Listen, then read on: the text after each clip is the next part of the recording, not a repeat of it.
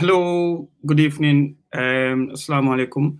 maa ngi nuyu ñëpp ñoo seetaan ñun la again Paus on Voice Out Digital, the online media house that broadcasts live on a weekly basis, and one of the many programs that we do have on your way on a weekly basis, which is the new show called State of Affairs. And today with me, I'm gonna have a very important guest who I believe many of us have seen or known on social media. But before that, I would just wanna play this quick advert before we start, and I'll bring up my guests.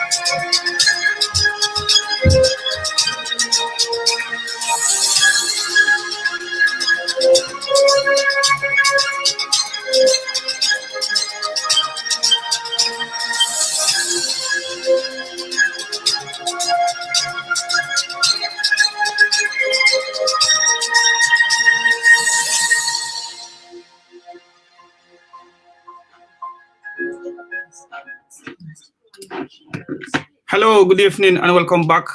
It's me, Paus, from the small studios in the UK. I'm gonna have today the PRO of the Banjul City Council, Mr. Momodu Lamin Ba, who would be very familiar to many of us on the social media, also around Banjul. Today, we're gonna be talking about the COVID-19, and we're gonna look at the preparation of the Banjul City Council, what they have been doing, and what plans do they have, and what are the effects of the state of emergency in Banjul. How are people complaining, and how are businesses also struggling to survive in these hard times? And I'm gonna bring up our guest today, Mr. Motlamin Ba. Hello, sir. How are you? I'm good, Alhamdulillah. And you? Yeah, thank you very much. And thank you for coming. And it's good to have you on Voice Out Digital. I think this is the first time we are having a one-to-one interview or a program with the Banjul City Council the first time. And we really appreciate your time and your effort on a short notice. You're welcome. And Mr. But I would just like if you could just quickly tell the world who you are. We are broadcasting live on YouTube and also on Facebook social media. So we're expecting an audience of up to 20,000 people to watch this program. So mobile new activity, you move on. First of all, I will seize this opportunity to say Assalamu alaikum to each and everyone that is watching this important conversation that we are going to have right now, that is the interview. And also to say that I'm glad to be on this important platform to talk about, like you said, how far we have gone as City Council in terms of responding to COVID-19, and what are our plans in the future as far as suppressing or curbing the pandemic is concerned. Thank you very much, and I hope listeners, everybody must have heard the city council recently. Without wasting time, I just want to cut this program into a 1 hour program, given the fact that time difference and also other commitments. But Mr. Mhm. PRO, I suppose you are the PRO of the Banjul City Council. Likewise, you are the mouthpiece of the Banjul City Council, and from today, people would able to know exactly the stance of the council and what they are doing or what they have done so far.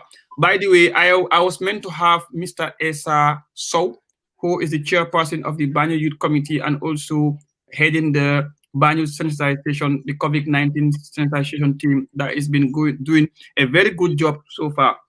Mr. Mhm. Papa, we want to know what is the state of readiness of the council in response to this COVID-19, not nationwide, but also as far as Banjul is concerned. How prepared is the Banjul City Council?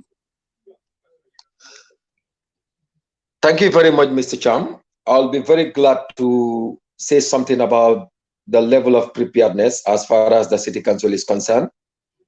I believe also it is not something new to anyone that is watching us right now, that Banjul City Council, under the leadership of Mayor Rohim Malik Low, have ever since when the WHO declared the COVID-19 as pandemic, she was able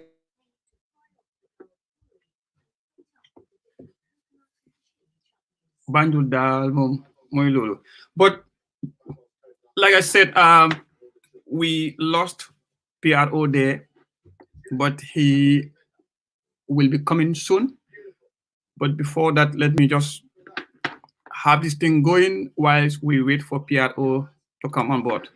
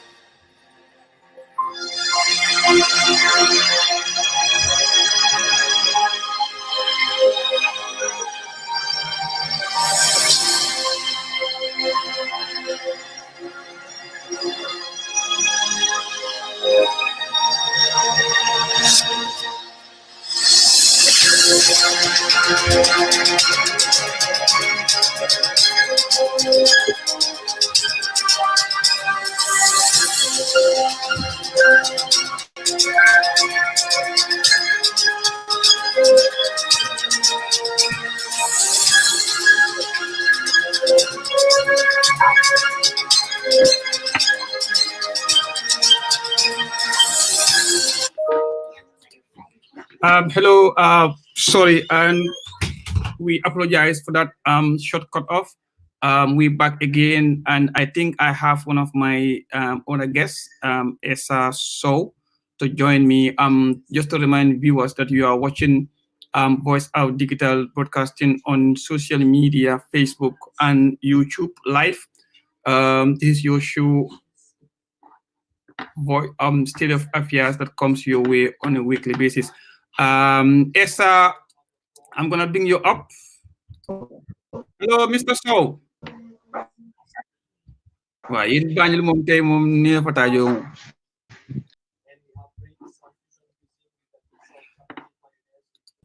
Yes, hello, sir.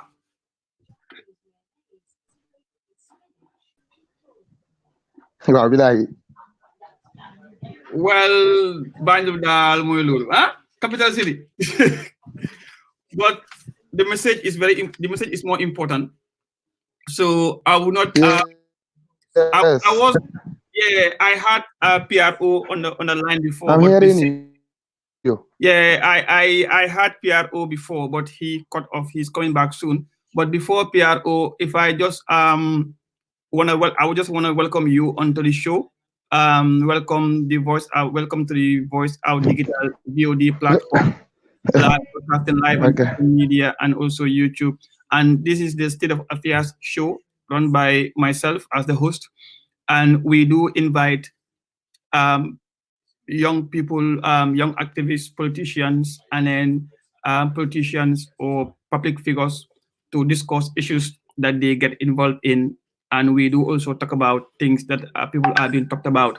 So today, I'm very honored to have you on a short notice, and we appreciate the time that you've given us here today.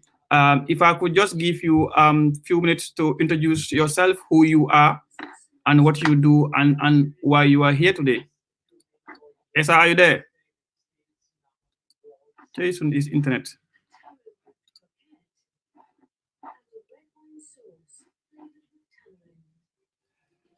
Wow.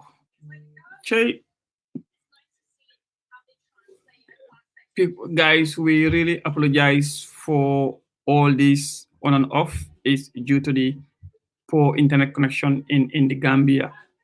We will try our level best to bring in people all the time.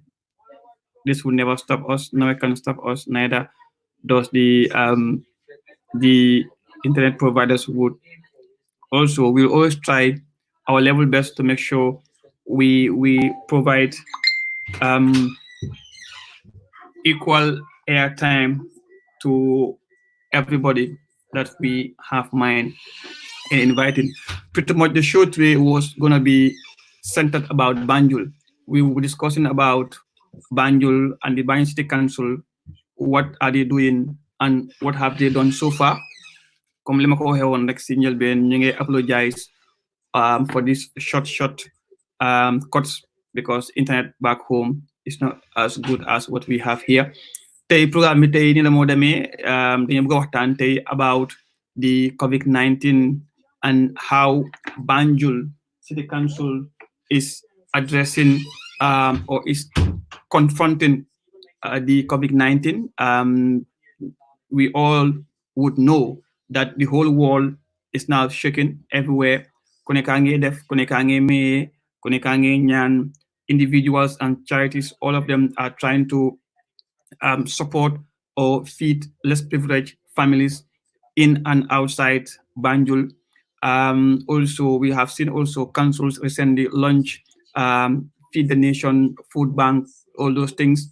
And we have also seen that people are also on the neck of government. But we will discuss all those things in detail and in depth if my guests are here. And we will also encourage if people have any questions or any concerns, they could write it on the comment line. I will always be happy to read out your comments and also to give you the chance to also express your opinion, because we operate on a democratic, um, free and fair policy where every individual will be given a choice, a voice, and a time. So baal leen ñu rek suma guy ñu try ñu seet if they could come again. Gambia, I don't know how they intend to fight this COVID-19 when internet is very important nowadays in the world, and we are seeing the importance of the media in trying to combat this COVID-19. Let me try them again.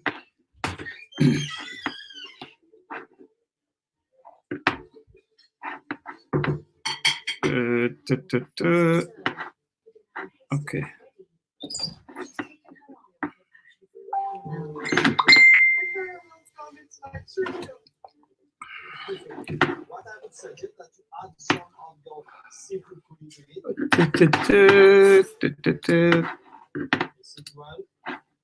We go in with these adverts for now and see until they're back.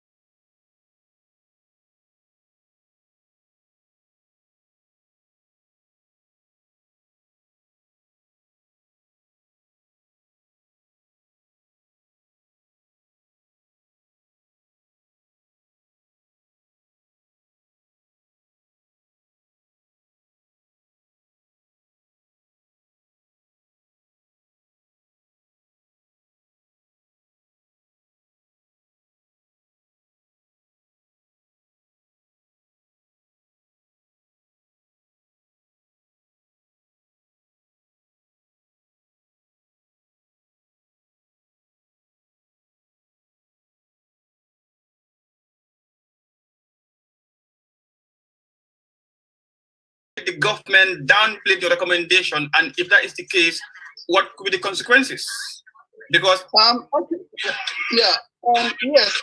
If I'm not take you through, in terms of procedure in the National Assembly, I will say the National Assembly Select Committee on Health were asked to go and make their investigation, to go and meet or visit all border points, to go and do everything that it requires as long as the COVID-19 is concerned. So these people, they came up with their report. It is actually that report I was giving my recommendation.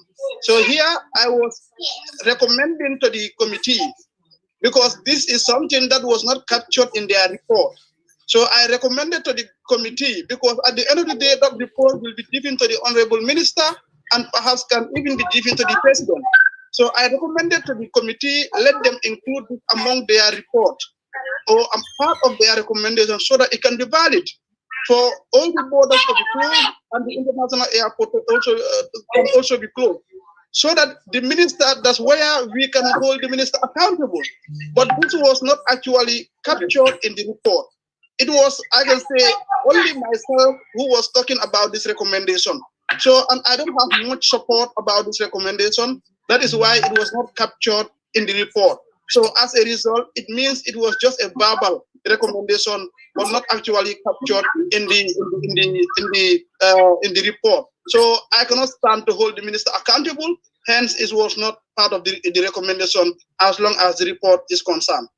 So who do we put the fault on that? Because when you were giving out that recommendation, it was clearly heard and seen.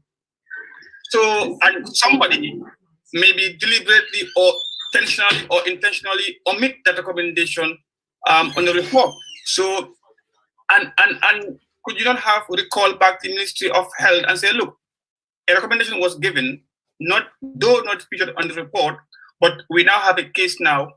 What is your justification for not adhering to those recommendations? And bear in mind, I am sure that recommendation you've given was not just local. Everybody else in the world was adhering to those procedures. So, was there any follow-up session? Sorry, I can hear you. Can you hear me now? I can hear you. Yes. Can you hear me now?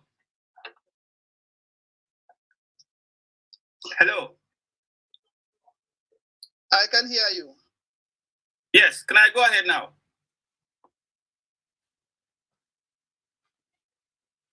Hello. Can you hear me?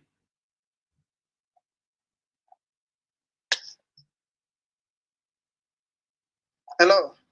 Yes, I can hear you very well, loud and clear. Wow. What's wrong here?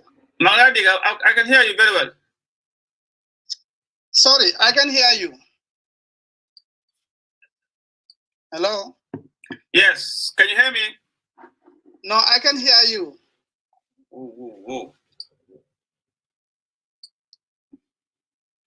Hello?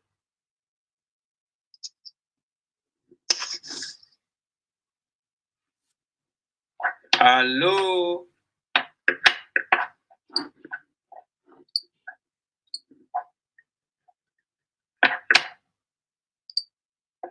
Hello?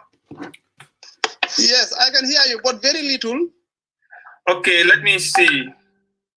Yeah, can you hear me now? Very little. The voice is coming very narrow.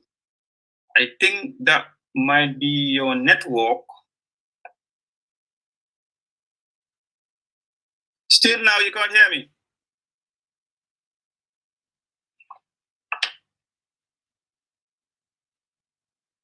Hello? Yes, I can hear the voice, but in a very low voice. Okay, let me see. Let me do some technical.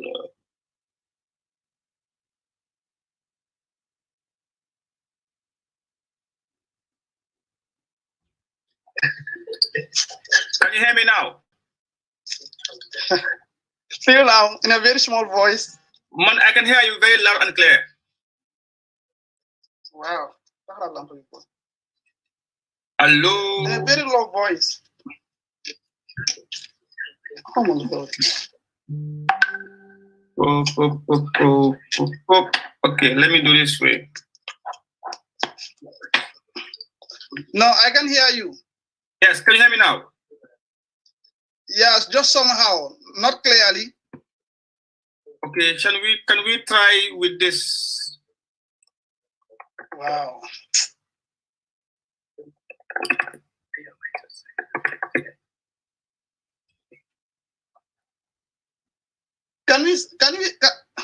Okay, you mind to restart everything? Okay. I'm gonna kick you out and you come in again. Hello? Okay, I'm gonna kick you out from studio and you come in again. Guys, we are having some technical issues like we always do, the Gambia network.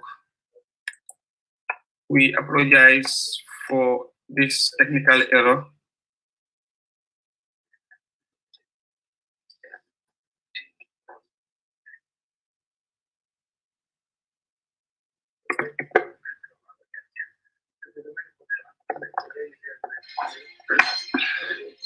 Okay, Nakam? Yes, I can hear you now. Yes. Yes, yeah. Well, yes, listeners, we were having some technical issues due to the poor internet from my end or from Gambia's end. But however, my question was, you gave a recommendation, and then which was not featured in that report. The question was, did somebody intentionally or just deliberately did not do his job correctly by not including the content or the deliberations of that session into the report, which should have been the case? So, I wouldn't say it's the minister's fault. I wouldn't say it's my fault. But here I will say, actually, the National Assembly is operating in a form of voting. Whenever there is something before the National Assembly, at the end of the day, after the debate, after whatever recommendation, after whatever that one has to say pertaining or in respect to the subject before the ground, at the end of the day, people will vote and say, yes, recommendation A, we can accept it. Recommendation B, we can accept it, and it goes on. So these are some of the things. So if majority of the National Assembly or a larger number of the Assembly are not actually in respect or are not actually acknowledging that recommendation, so there is nothing much that I can do. That is why I have to go out to the social media and let the people know that despite it was not my recommendation was not captured, then I have to come out and let the people know that this was actually my stand before the National Assembly. So just to conclude on this issue, and I think we'll all agree that when a vote was passed, your recommendation was not voted in or did not get the number of votes required for the report. Can we conclude on that? Yes, the recommendation, when the committee was submitting their report, it was not part of the report. Okay. After I gave the recommendation, it was not also put into account or taken into account. So as a result, the committee or the assembly decided not to capture it in the report. So then can we also say that all these problems that we're having now is as a result of the National Assembly of the Gambia not carrying on advice which could have saved lives today? Exactly, and I will quietly agree with that. If suppose my other recommendation was captured in the recommendation, then it will have come into force. And one can always hold the minister accountable for that, because you rely on that recommendation to hold the minister accountable. But here I am, there is no document that I can use or make reference to hold the minister accountable for that. Thank you very much, and I hope now it's now very clear, because I'm not sure if many media houses or everybody in the Gambia did understand in detail that a very important recommendation was voted out or was a part of the voting process for the government of the Gambia to implement. Therefore, we do not only hold accountable the president or the minister, but also the National Assembly members of the committee who did not or failed to realize a very important point as an oversight, I say, or could I say this was a slip, this just slip in the tongue, or an oversight that they, which cost to the Gambia 4 confirmed cases? Very much. Yeah. Here I would say, you know, when the committee were doing their investigation or when they were doing their outing, exactly then the coronavirus in questions was not even in Senegal. Then Senegal was not even affected. So the report was done at a very early stage. Then the coronavirus was in China and some part of the West, but it was not actually in Africa, one can say. So that was a time when the committee already concluded or make up their report. And it was that report that was actually submitted before the National Assembly. But notwithstanding, I will have expect after giving the recommendation, the House to agree and have that recommendation captured. There we will now hold the minister accountable based on that recommendation that is already captured in the recommendation. That's where the problem lies. So, and funny enough, what you're doing is very good because you are going out to tell the public that we should have saved the Gambia. We could have prevented even one case, but they did not. And which is very good on your side to let the populace know that hey, the youngest man who we think Ki Halebundawa, like this in Gambia, probably carries the most intelligent thinking capacity out of the whole house. Well, thank you. Yeah. Yes. And because on your interview with Partner Work, I don't think this was emphasized clearly that for people to know, and I hope it was very important and very fair for the Gambian to know, yes, the National Assembly was on a verge of saving the Gambia, but unfortunately they did not. And can I say, is that the health committee? The health committee. Yeah. Okay. And also, but now we have a case right now. The same thing, the National Assembly recalled the Minister of Health for a second or for an update in regards to policies that has been taken or have to be taken for National Assembly to consider or to be able to do their job. Because we have seen the president now passing state of emergency in the absence of the National Assembly, which could go up to 21 days in absence.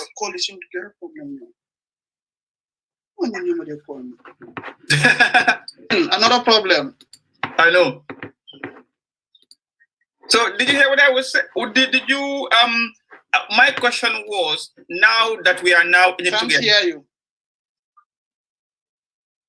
It was the call. I can't hear you. Can we go in and out, in and out and in again? I can hear you. Okay, we're gonna go out and in again.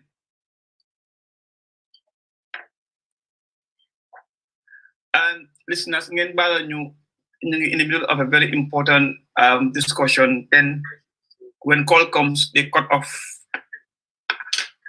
this thing. So we're gonna hope to see Honorable back again very soon. And I sincerely apologize for these cuts.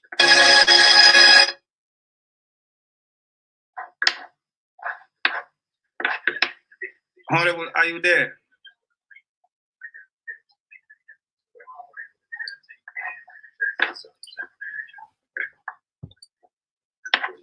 While we wait, we just want to get this.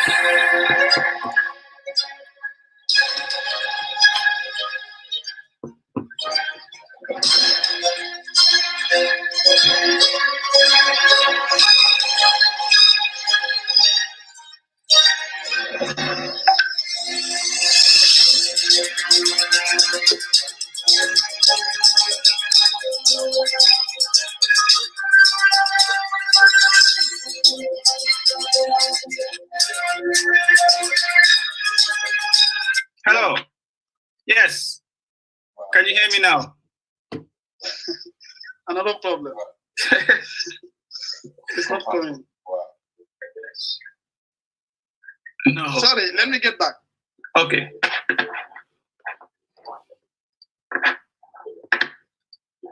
Guys, again, we solve this internet problem in the Gambia. And I'm very surprised how the Gambia is going to fight and defeat this coronavirus when we have this kind of poor internet in the country. We sincerely apologize for this and the inconvenience.